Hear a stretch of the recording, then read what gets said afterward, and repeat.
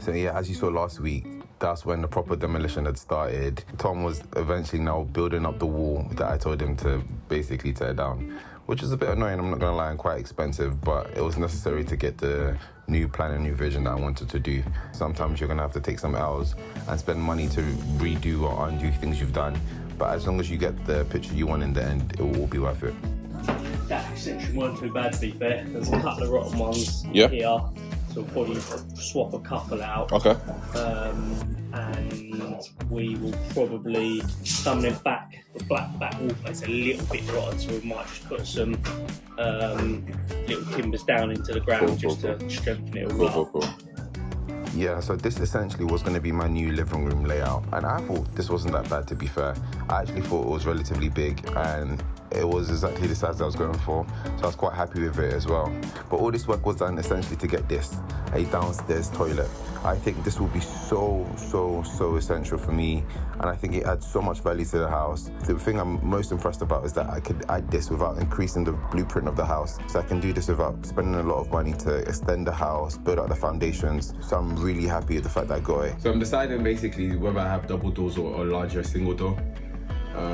So if I have double doors, the door will come from literally the wall up until this point here, where the joist is right now. So that'll be where the wall is. And the thinking behind it is that does it allow a lot more space into the hallway area.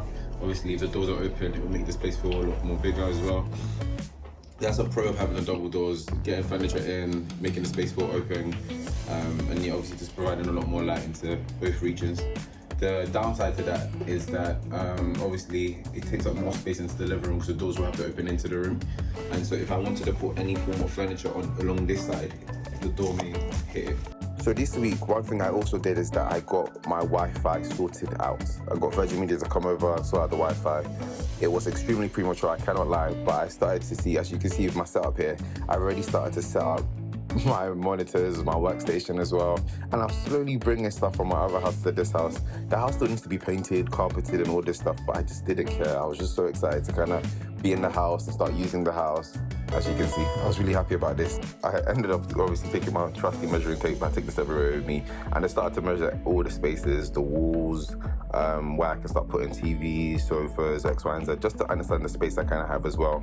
Also, I was planning where I was going to put my kitchen as well, and the kitchen unit, so I was creating designs. So I wanted to see if everything will fit into this space. So one thing you may notice is that with the windows, those grey bricks and red bricks were actually built to make the windows slightly higher and smaller. The reason was because traditional units were a lot lower before, but modern units now are required to be a certain height. And so if I got, for example, a sink unit, it would actually have gone above the window, which was just weird. And I think the most cool bit about this is that I can kind of like customize this wall how I wanted to. So I could have made the window smaller, I could have made the window bigger, I could have made the door frame bigger or smaller. So it just kind of allowed me to kind of customize this space how I wanted to, so I can really create a design that fit me. I think I'm more happy with my decisions now. I was just thinking, oh, what the hell am I doing, Tom? But now I'm looking at everything now, and it's like, yeah, I know it costs, but I'm not doing the extension. So I said, you know what, you just have to kind of. And you can see, as soon as this is in, you can start living in it. Yeah, exactly. Once that boiler's on the wall, you start getting the plumbing done. Exactly. Now, you guys did a good job. First things first, the living room layout is kind of changed. This is the new living room. Up until this week here. I'm gonna make this door smaller. I'll show you from this. Yeah, this is the living room. The space door, I can't lie. So here's the TV. The TV's gonna go there.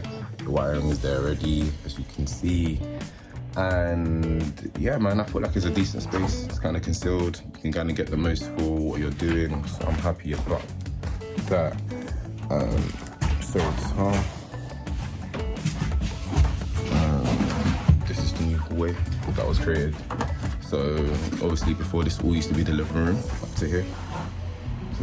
But I just said, you know, lock it off, create a hallway. The reason why I did this is because I feel like you have like more personalized access to the kitchen, but also I could get a downstairs toilet in. So even though you can't see it right now, this is where the downstairs toilet is gonna be. And this is all because obviously I didn't want to do the extension in the first place or extend the house at all. just because of money. But this is the downstairs toilet or something that I really wanted to get. So I rearranged it. Still feel like I've got a really big size or decent sized living room in itself. So kind of won from that perspective, I can't lie. I had to rip out some of the work I'd done already, because if you remember, the walls were actually plastered up until this point. So that was an L I had to take, because I'd already paid an electrician and a plasterer to come out and do some of the stuff.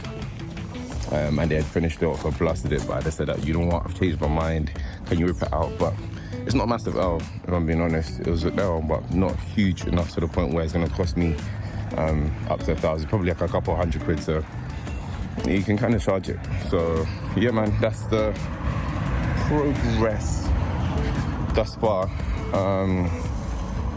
with the property. I'll show you the kitchen now as well, actually, because I haven't showed you the kitchen. So let me go and show you the kitchen.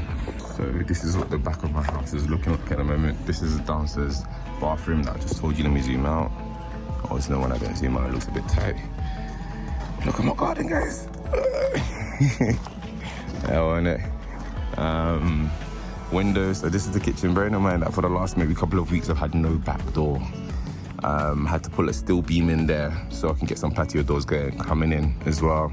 That was not cheap. This one, this fix right here. But I feel like it allowed a lot more space and a lot more light to come in as well. The aim is to eventually get some decking or patio area here in the front for the kitchen. Well, it's there already, but we just made it slightly smaller. And then this is the kitchen area. So this is the whole area I've got to play with. So it's not bad, if I'm being honest. It's not bad. I've created a design for the kitchen, so I'll kind of show you what I created, and then I've got Ren coming in to kind of dab me up, measure up and everything. So that side is actually where the downstairs toilet is going to be. So that's the wall that they had to build up. It wasn't a wall before, so they had to build it up, as you can see before. And then this is the access to the door. This is just to make sure that thieves don't come through from here. And yeah, that's the kitchen thus far.